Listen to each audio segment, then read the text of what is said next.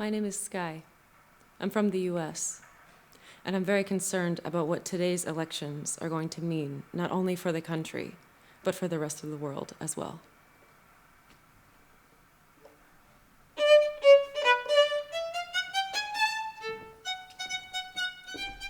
My name is Román, and I'm from Spain, and I think that we've lost the sense of what democracy really means.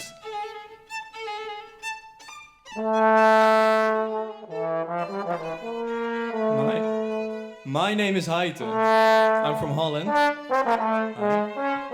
And I think, well, whoever wins the election, we all still need to get along.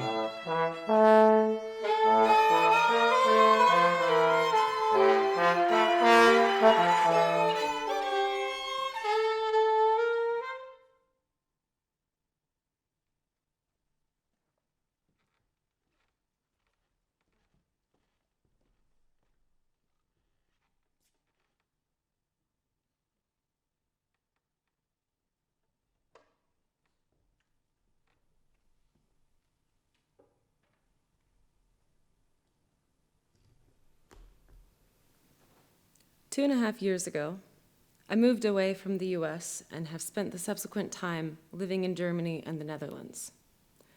Living away from the US, yet also having been born and raised there, has given me the gift of developing a more clear-eyed perspective about both the US and European countries.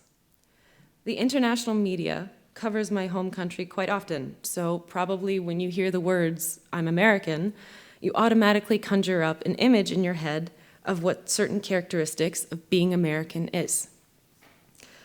I don't blame you at all if you do this. It's a very common practice throughout the world. You might think that you have a decent grasp of the US. Perhaps you've been lucky enough to travel there and have a bit of a US experience yourself.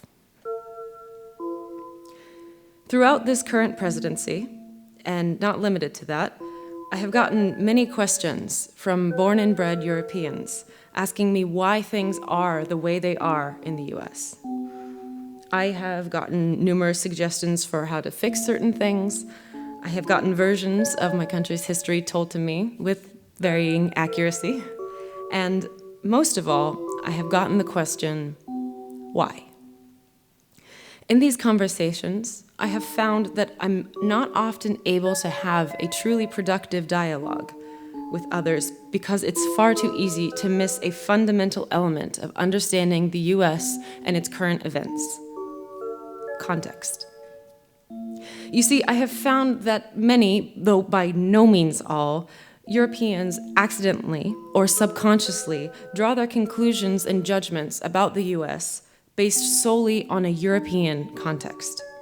Many assume that the infrastructure is an exact replica of this country's, or that the culture and history is similar enough so that implementing certain solutions would be as straightforward. Some things are the same, of course, but we don't have a European Union. We don't have free, unrestricted movement between 26 different countries, the right to residence and employment in all of those, and the cooperation that that situation requires. To be sure, we have 50 states that span across several time zones, a huge economy, and an enormous diversity of geographic landscapes, languages, and cultural mixing. But we are still, in the end, one country, not 26.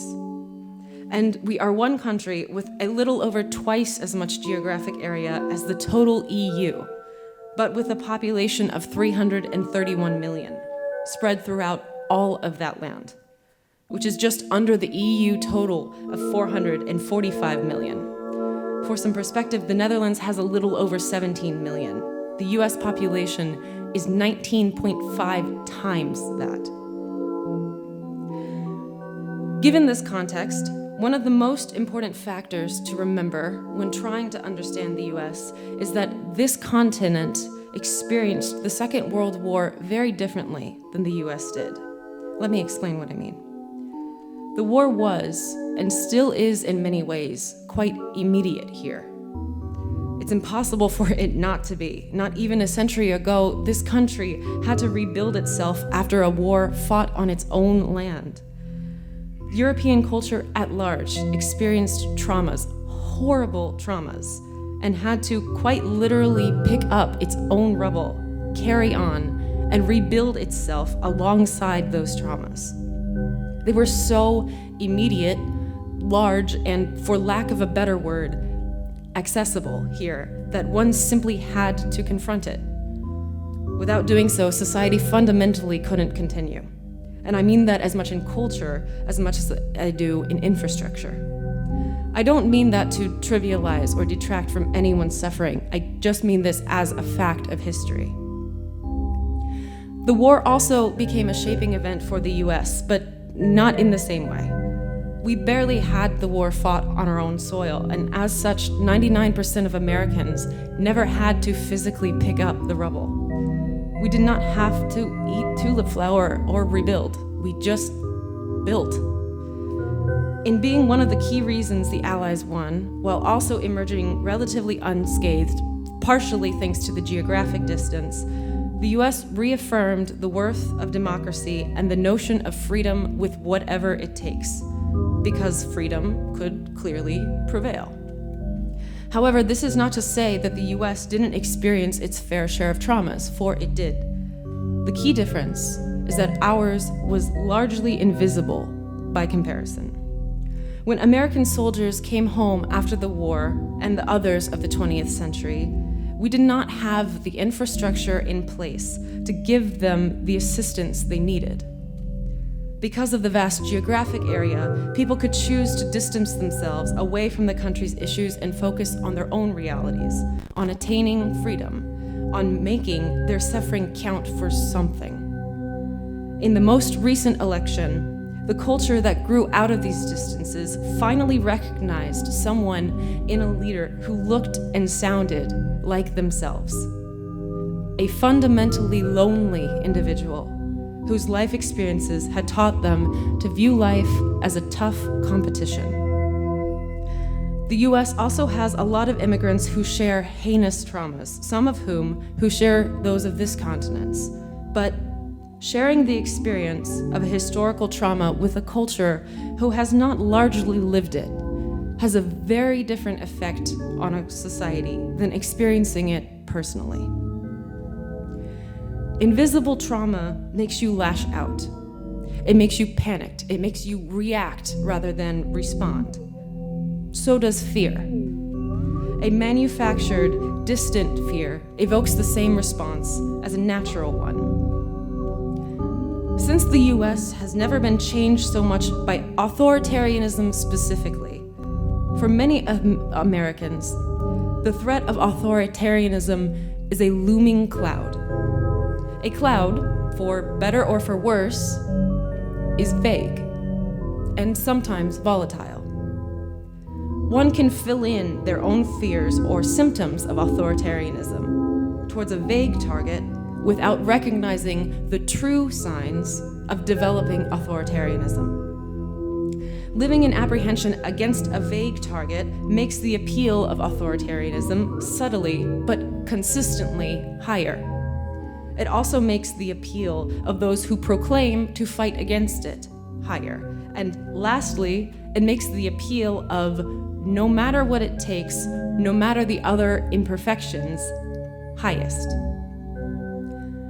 When someone comes along who is different, it seems like clarity, if only because they are one symptom of a much larger, flawed picture.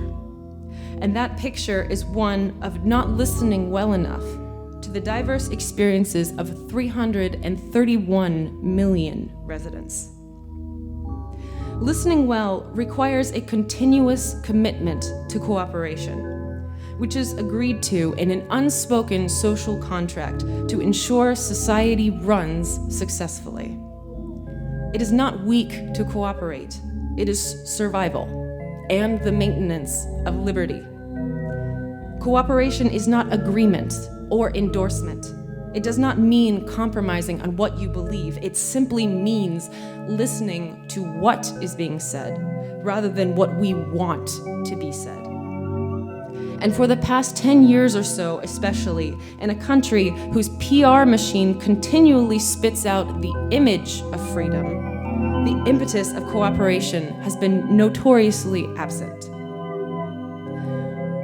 Cooperation, furthermore, must be understood inside a framework of freedom, an understanding that the notion of freedom itself is nuanced and often not actually possible without cooperation.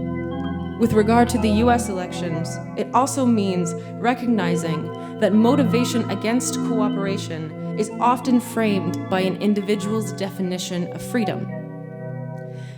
Is it freedom to or freedom from?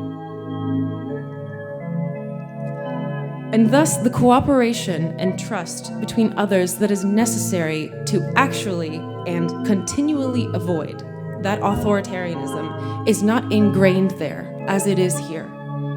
And there is not the immediacy of history, by which I mean I have never walked down the sidewalk in any given US city and passed small gold tiles underneath my feet that read, "Hier woonte Elisabeth Cohen, vermoord 1945, Auschwitz."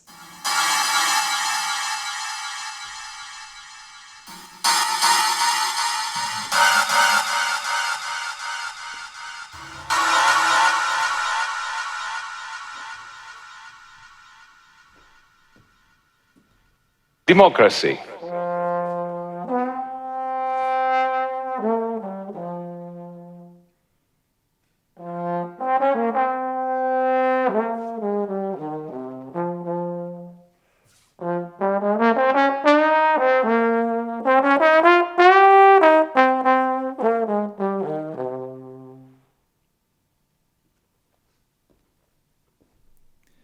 Am I allowed to say I don't believe in democracy nowadays? That used to be something that really stand for people deciding for themselves altogether. But today it seems like an empty shell to make us feel that we still are in control of society when we are not anymore. Let me show you why. Democracy. In the West, we make a colossal mistake, taking it for granted. We see democracy not as the most fragile of flowers that it really is, but we see it as part of our society's furniture.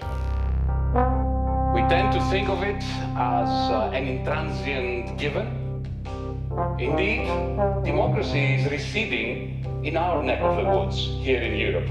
Earlier this year, while I was representing Greece, the newly elected Greek government in the Eurogroup as its finance minister, I was told in no uncertain terms that our nation's democratic process, our elections, could not be allowed to interfere with the economic policies that were being implemented in Greece.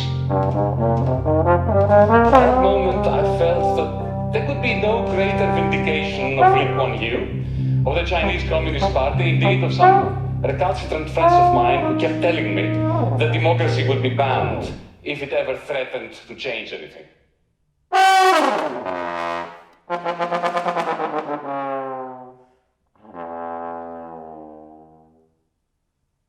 Seriously though, we've heard a lot about extremism recently, a nastier, harsher atmosphere everywhere.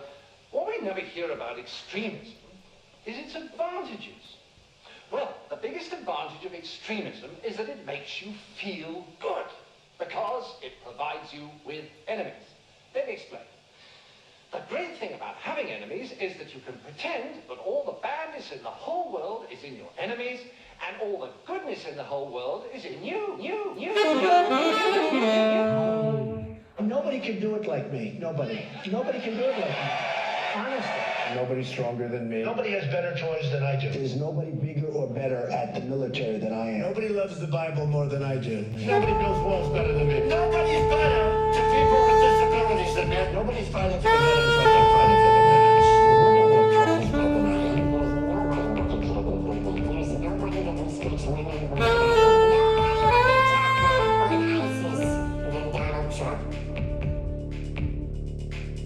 Ridiculous Trump.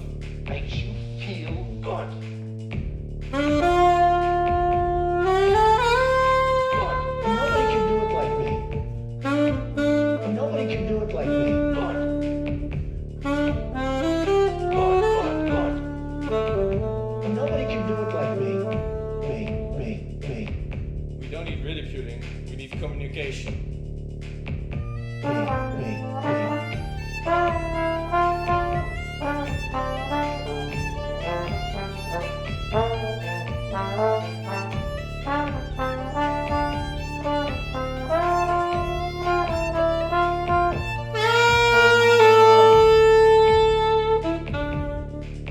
not just communication. We need actual doubting ourselves. Why do you argue? To prove yourself right or to learn?